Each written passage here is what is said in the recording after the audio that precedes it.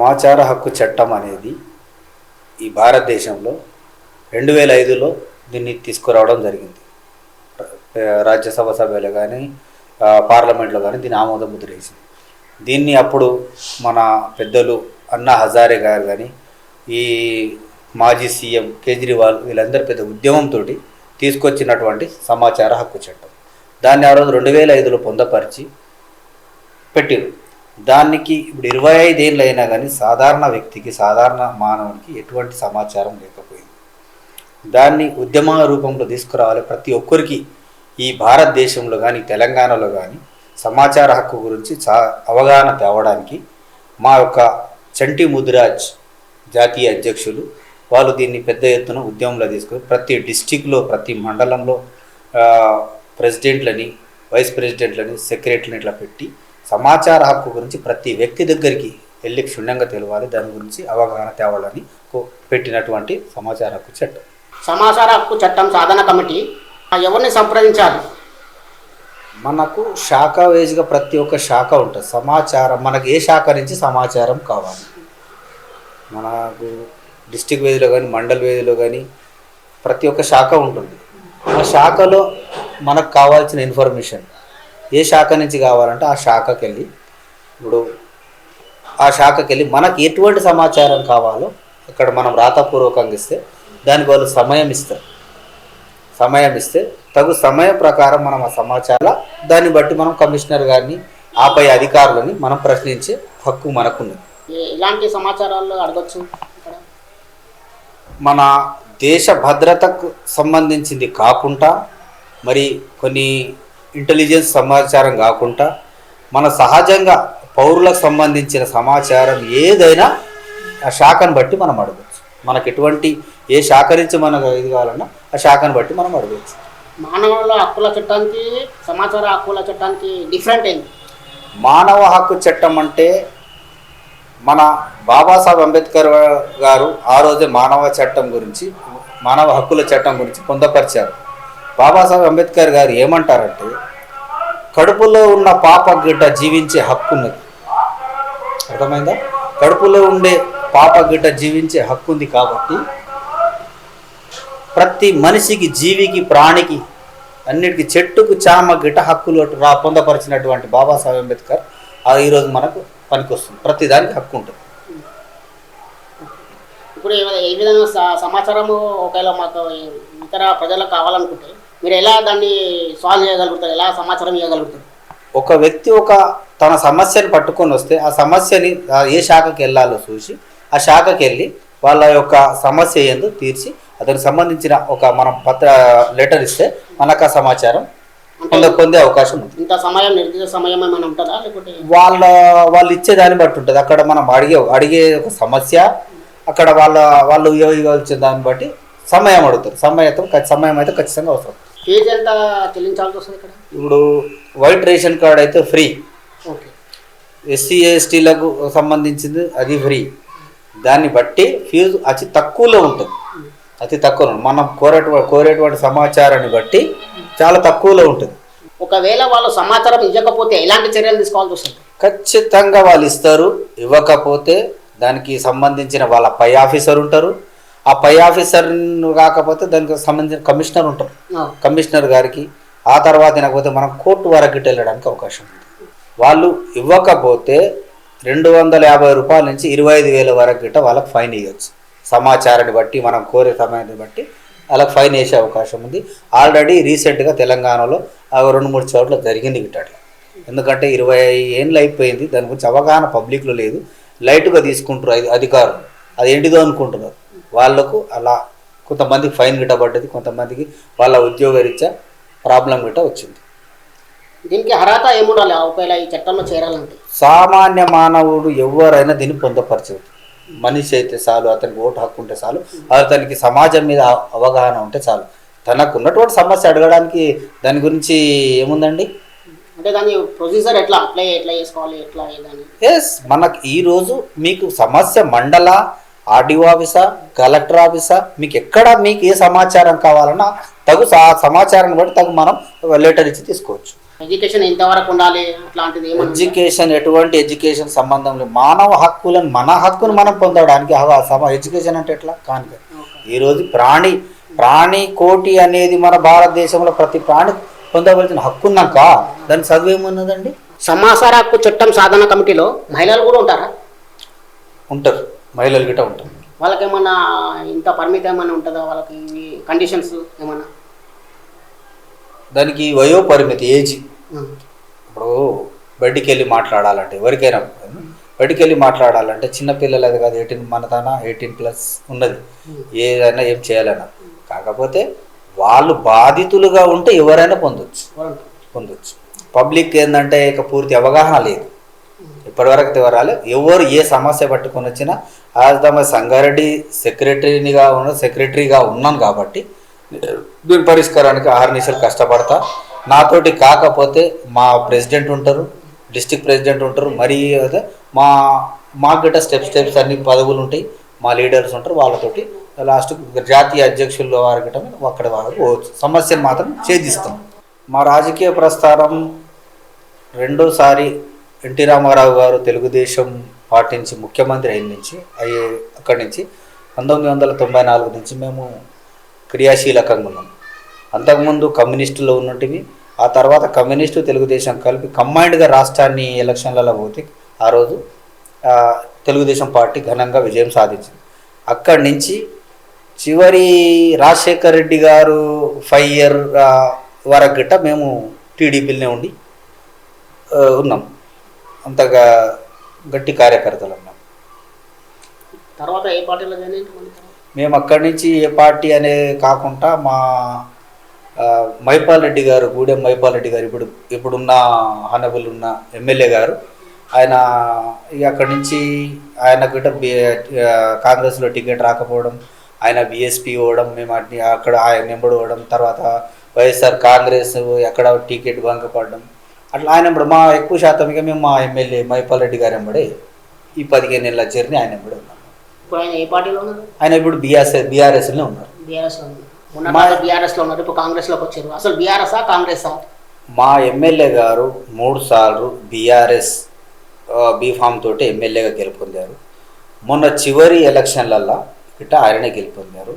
అయితే అక్కడ ఏమైందంటే బీఆర్ఎస్ పార్టీ స్టేట్లో లేకపోవడము.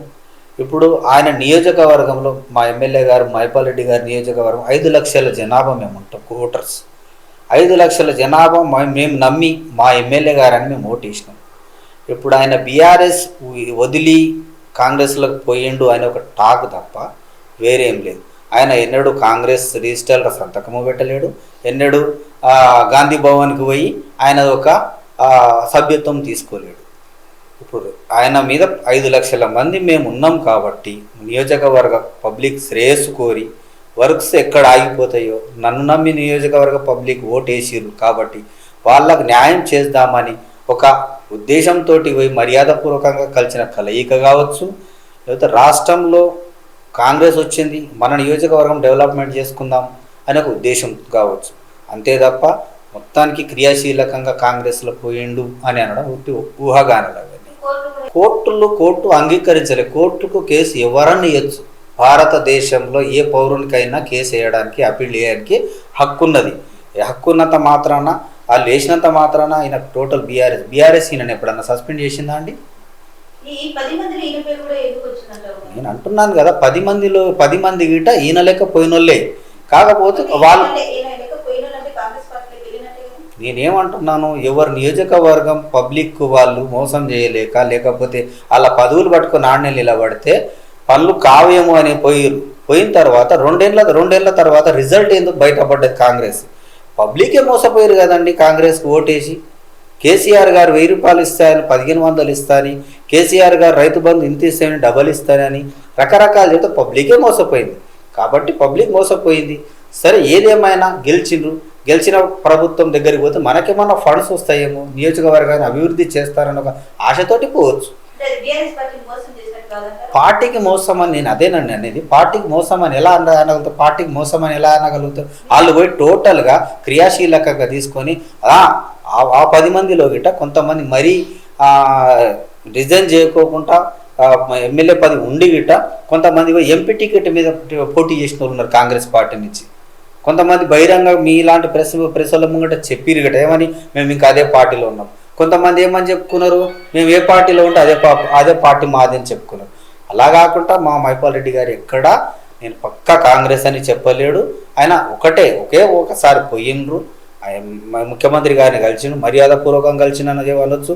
రాష్ట్రానికి ముఖ్యమంత్రి అండి ఆయన, కలవకపోవడానికి ఎట్లా? ఈయన రాజు ఎట్లా కాన్స్టిట్యూషన్కి, ఆయన గట్ట రాష్ట్రానికి రాజు పోయి కలవడం తప్ప, సామంత రాజు పోయి పెద్ద రాజు కలవకుండా ఆయన కూర్చుంటే ఎట్లా డెవలప్మెంట్ అవుతుంది?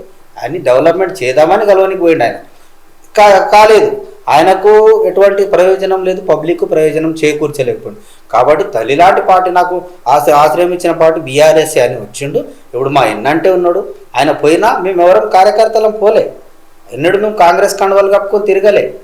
ఆయన నూటలుగా ఉన్నాం, మేము నూటలుగా ఉన్నాం, వర్కులు ఏమున్నాం చేస్తాం పబ్లిక్లకు పోయి, ఎటువంటి నిధులే రాలే. ఎక్కడ పోయి మేము శంకుస్థాపనలు చేసినామని మేము కార్యకర్తలం గిట్ట నియోజకవర్గంలో మా ఎమ్మెల్యే గారి గిట్ట ఎక్కడొచ్చి ఏమీ కాలేదు, ఎక్కడ వేసినా గొంగడు అక్కడే ఉంది. కాబట్టి ఆయన అలాగే నూటలు ఉండిపోయాడు, మేము అలాగే నూటలు ఉండిపోయినాం.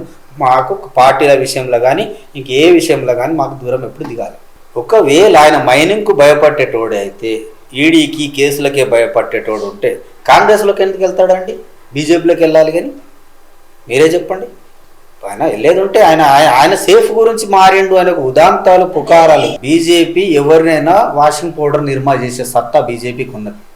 ఇప్పుడు జరిగినటువంటి పరిణామాలు, ఎవరు ఏ పిచ్చి పని చేసినా ఇమ్మీడియట్లీ చాలామంది పెద్ద మనం రోజు న్యూస్ చేస్తూ ఉన్నాం, ఏ పిచ్చి పని చేసినా అది చక్కగా పోయి వాషింగ్ పౌడర్ నిర్మా, బీజేపీ కండువా కప్పుకుంటే వాషింగ్ పౌడర్ నిర్మా కావాల్సింది. మేము అవినీతి ఎమ్మెల్యే అని మేము ఒప్పుకుంటలేము. ఆయన మీద వచ్చి పుకార్లు, వాటికి భయపడితే ఆయన బీజేపీకి వెళ్తాడు. ఆయన మీద బురద కలితే ఆయన భయపడితే వెళ్ళాలి, ఆయన భయపడితే బీజేపీలోకి వెళ్ళాలి. భయపడలేడు ఆయన, ఆయనకు అవసరం లేదు. అట్లా లెక్క పెట్టుకొని కూర్చుంటే చాలామంది ఉన్నారు బీజేపీలో. మేము కొన్ని కుంకాలు ఇస్తాం దేశం మొత్తం, భారతదేశం మొత్తం చాలామంది ఉంటారు. తెలంగాణలో బీజేపీని అవినీతి నేతలు పోయిన వాళ్ళు అని మేము చెప్పనికే లేదు. ఈజీగా పబ్లిక్ చూస్తూ ఉన్నారు, అయినా కానీ చెప్పనికే లేదు. ఈడ పెద్దగా ఎవరు చేయలేదు. మేము మా తెలంగాణ బీజేపీ లీడర్లను ఇక్కడ గౌరవిస్తాం, సీనియర్ లీడర్లు లోకల్ కానీ, ఇప్పుడు కిషన్ రెడ్డి గారిని కానీ, బంగారు లక్ష్మణ్ గారిని కానీ, దత్తాత్రేయ గారిని చాలా గౌరవిస్తాం. నేను ఒక ముస్లిం మనిషిని అయ్యి కూడా మాకు బీజేపీ క్యాండిడేట్లు పాతోళ్ళతోటి మాకు ఎవరిది ఎంత స్నేహపూర్వకంగా కలిసిపోయినాం. ఎక్కడ దాడి జరగలేదు, దాడి మా మీద జరగలే, మా నుంచి వాళ్ళ. రీసెంట్గా కొంతమంది వచ్చి, ఇప్పుడు ఎందుకండి, ఇప్పుడు ఆల్రెడీ రామచంద్రరావు గారు ఉన్నారు, ఆయన వచ్చిన నుంచి ఎక్కడ బీజేపీకి ఏదో చెడ్డు పేరు అనేది లేదు. కొంతమంది వస్తూ ఉంటారు, పోతూ ఉంటారు, పార్టీకి చెడ్డ పేరు తెచ్చేటోళ్ళు. వాళ్ళ పేర్లు కూడా ప్రస్తావించదలుచుకోలే, రాష్ట్ర ప్రజలు చూస్తూ ఉన్నారు.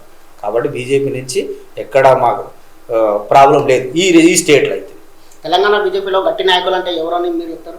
తెలంగాణ బీజేపీలో గట్టి నాయకులు అంటే కిషన్ రెడ్డి గారే అని చెప్పగలుగుతారు.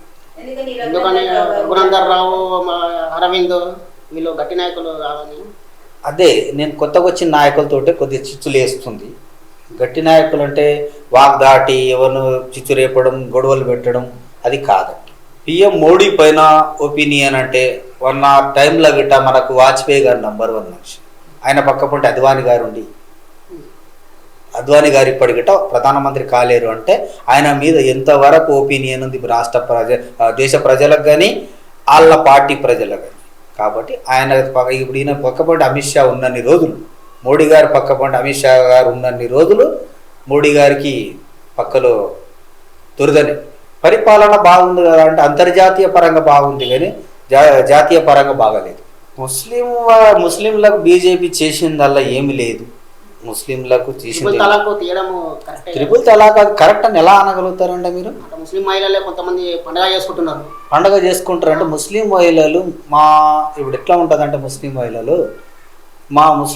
వాళ్ళు కూడా వాళ్ళని ఒక బందీఖానలో ఉంచినట్టు ఉంచుతారు, నోరెత్తొద్దు అలా. చాలా మా మతం వరకు మా కట్టుబాట్లు మాకుంటాయి. వాళ్ళకి త్రిపుల్ తలాక్ అనేది అలా అనడం అది మాత్రం చిన్న చిన్న గొడవలు వస్తాయి భార్యాభర్తలు అన్న తర్వాత. ఇక అంత మాత్రాన త్రిపుల్ తలాకు ఏముందనంటే ఎట్లా అంటే ఈరోజు మొత్తం మహిళలకు స్వాతంత్రం వచ్చింది అనే కాడ అంటే ఈరోజు చాలా చెప్పుకోవాల్సి దాని గురించి. ఈ కులం ఆ కులం కాకుండా చాలా హక్కుల గురించి ఈరోజు మాట్లాడుకునేది కాదు. బాబాసాహెబ్ అంబేద్కర్ ఆ రోజే, జ్యోతిరావు పూలే ఆ రోజు, జ్యోతిరావు పూలే, సావిత్రి గారి గిట ఆ రోజే మహిళా హక్కుల గురించి పోరాడి వందల సంవత్సరాల నుంచి వస్తున్నటువంటి మేము ఆడవాళ్ళ లేడీస్కు మేము స్వేచ్ఛ చాలా అవసరమే అంటాం. మేము స్వేచ్ఛ ఇంకా కావాలంటాను నేను. ముస్లిం మహిళలకు స్వేచ్ఛ ఇంకా కావాలంటాం. ఇంకా కావాలంటే వాళ్ళ చదువు, వాళ్ళకు టోటల్గా బందికానలు ఉండకుండా పక్క ఫార్వర్డ్ కంట్రీస్లలో చూడండి, అక్కడ ముస్లిం ఉన్నారు, ఇక్కడ ముస్లిం, మరీ బురకల్నే ఉండి వాళ్ళను బందికానల లేకుండా కాకుండా వాళ్ళకు స్వేచ్ఛ, చదువుకునే స్వేచ్ఛ ఉండాలి, జాబులు చేసే స్వేచ్ఛ ఉండాలి, మాట్లాడే స్వేచ్ఛ ఉండాలి. కాబట్టి స్వేచ్ఛ అవసరం అంటాను. ప్రతి ప్రాణికి స్వేచ్ఛ అవసరం అంట. ప్రతి మనిషి అక్షరాస్యతుడు అయినాడు. భారతదేశానికి మొత్తం అక్షరాస్యత తక్కువ. మనం ఈరోజు ఇన్ని వనరులు, ఇన్ని హక్కులు సాధించుకోలేకపోతున్నామంటే మనకు అక్షరాస్యత చాలా తక్కువ. ఖచ్చితంగా ప్రతి మహిళ చదువుకొని తీరాలి. వాళ్ళకు మా వక్ఫ్ బోర్డు కూడా చాలా అవగాహన సదస్సులు పెట్టాలి. ప్రతి ఆడబిడ్డ చదువుకోవాలి, వాళ్ళకి అవగాహనలు రావాలి. ఈ రకంగా లేడీస్కి చాలా వరకు స్వాతంత్రం రావాలి. చాలామంది ముస్లింలని ఎదగనిస్తలేరు, వాళ్ళ పాటే ఉంటుంది ప్రతిసారి, వేరే వాళ్ళని రానియలేకపోతుర్రు. ఇద్దరు అన్నదమ్ములే కదా, ఎప్పటికి ఉంటున్నారు. మనిషికి వాక్ స్వాతంత్రం ఉంది. వాక్ స్వాతంత్రం మనిషి ఒక హక్కు. బాబాసాహెబ్ అంబేద్కర్ అది గిట్ట ఒక 100% మనిషి మాట్లాడే ఒక వాక్ స్వాతంత్రం, వాక్ హక్కు. మీరు ఒక రోజు 2 రోజులు ఎన్ని రోజులని మీరు వాక్ స్వాతంత్రం చేయకుండా ఏ ఓవైసీ అయినా సరే, ఏ వయసు ఈరోజు ప్రతి ఒక్కరు చదువుకొని కొద్ది అవగాహనలోకి వస్తున్నారు. అట్లా రాజకీయంగా బురద చల్లుకోవడానికి బాగుంటుంది తప్ప ఓవైసీ గారి మీద బురద చల్లడానికి తప్ప వేరే దానికి పనికి రాదు. ఓవైసీ గారు పార్టీ అధికారంలో, ఏ పార్టీ అధికారంలో ఉంటే ఆ పార్టీ పక్కనే ఉంటారు. ఒకవేళ బీజేపీ వస్తే ఆ బీజేపీ పక్కనే ఉండగలుగుతారా? బీజేపీ తెలంగాణలో కానీ హైదరాబాద్లో కానీ రావడం అది ఒక కళ్ళ. కాకపోతే మీ క్వశ్చన్ ఏంటంటే బీఆర్ఎస్లో ఉంటే బీఆర్ఎస్కి ఉంటారు, కాంగ్రెస్కి ఉంటారు. ఎస్ ఉంటారు. నేను ఇందాకట మా ఎమ్మెల్యే గారు దాని విషయంలో సేమ్ ప్రస్తావన తెచ్చినాను. ఓవైసీ గారు ఒక్కరు బతకడానికి కాదు. ఓవైసీ గారిని నమ్ముకొని ఎంతమంది ఎంపీలు ఉంటారు, ఎంతమంది ఎమ్మెల్యేలు ఉంటారు, వాళ్ళని నమ్ముకొని వాళ్ళ పబ్లిక్ ఉంటారు. ఖచ్చితంగా రాష్ట్ర ప్రభుత్వ సహాయ సహకారాలు లేనిది ఏ ఒక్క లీడర్ ముందుకు పోలేడు. తన ఉద్దేశం చూడండి. ఈ కాలంలో ఒక ఎమ్మెల్యే గారు గెలిచి తనతో నాకు ఏ సంబంధం లేదు, తన బతుకుని 5 ఏళ్ళు ఉంటాడు, ఆ తర్వాత కూడా చాలా రోజులు కూడా బతకొచ్చు. కానీ వాళ్ళు పబ్లిక్ని ఉద్దేశించి ఉండాలంటే తప్పదు. ఏ పార్టీకి రూలింగ్లో ఉంటే ఆ పార్టీ దిక్కుపోయి ఫండ్స్ తెచ్చుకోవడం కానీ, మద్దతు ఇవ్వడం కానీ. అంటే గవర్నమెంట్ నడిపించడానికి మాత్రం మేము మద్దతు ఇవ్వలేడు కదా ఓవైసీ గారు. ఆయన సీట్లు ఎప్పుడైనా వాడుకున్నారా? ఎవరు బీఆర్ఎస్ ప్రభుత్వం కానీ కాంగ్రెస్ వాళ్ళు కానీ ఎప్పుడైనా వాడుకున్నారా? వాడబడలేదు. ఇలా సెంట్రల్లో గిట్ట బీజేపీ ఎన్నిసార్లు ఉన్నది, వాళ్ళకి మన ఇలా సీట్లు మద్దతు ఇచ్చిండా? నవీన్ యాదవ్కి మద్దతు ఇచ్చిండు. అది 1 hour నైట్లో అది ఒక బీఆర్ఎస్కు మోసం చేసిరనే ఒక అనబోతున్నా. ఎందుకంటే ఒక అజారుద్దీన్కి ఒక్క ఎమ్మెల్సీ చేసి అప్పటిదప్పుడు రాజకీయ చదరంగంలో మా ముస్లింలు తెలుసుకోవాలి, పావులుగా మారుతున్నారు. ఒక నవీన్ యాదవ్ ఎమ్మెల్యే అయినంత మాత్రాన ముస్లింల కాడ ఒరిగింది ఏం లేదు. ఆ నవీన్ యాదవ్ గెలిచి బీఆర్ఎస్ ఓడిపోవడం వల్ల బీఆర్ఎస్కి నష్టం ఏం లేదు. ఆ ఒక్క సీటు తోటి ముఖ్యమంత్రి పదవి పడిపోదు కదా. ఆ రకంగా పోయిరు మా ఊళ్ళు. పబ్లిక్ అవగాహన, పబ్లిక్ నాడి ఏంటంటే కాంగ్రెస్ అధికారంలోకి చాలా మోసపూరితమైన. మొన్న సర్పంచ్ ఎలక్షన్ చూసారు కదండి మీరు. 45% మాదే వచ్చింది, గుర్తు లేకపోయినా మా సర్పంచ్లే వచ్చారు. ఇప్పుడు మరి గుర్తు మీద పోటీ చేయబోతున్నాం. అబద్ధము ఎప్పటికీ దాగదు. మేము ఇవాళ పోకడలకు చెప్తలేము, పబ్లిక్ చెప్తున్నారు. లేదండి, చేతకాని తనం ఇప్పుడు ఒప్పుకునేది మేము ఎన్నడూ ఒప్పుకోలేదు. ఈ 10 ఏళ్ళ మా బాస్ కేసీఆర్ గారు సాధించినటువంటి ఘనతల ముంగట ఇదెంతానండి. ఈ మున్సిపల్ ఎలక్షన్లు ఏంటి, అది మాకు ఇంకా చాలా మేము ముంగటి భవిష్యత్తు ఉన్నది. చేసినటువంటి పనులు గట్ట భావితరాలు గుర్తుంచుకుంటే పనులు చేసిన మా కేసీఆర్ గారు.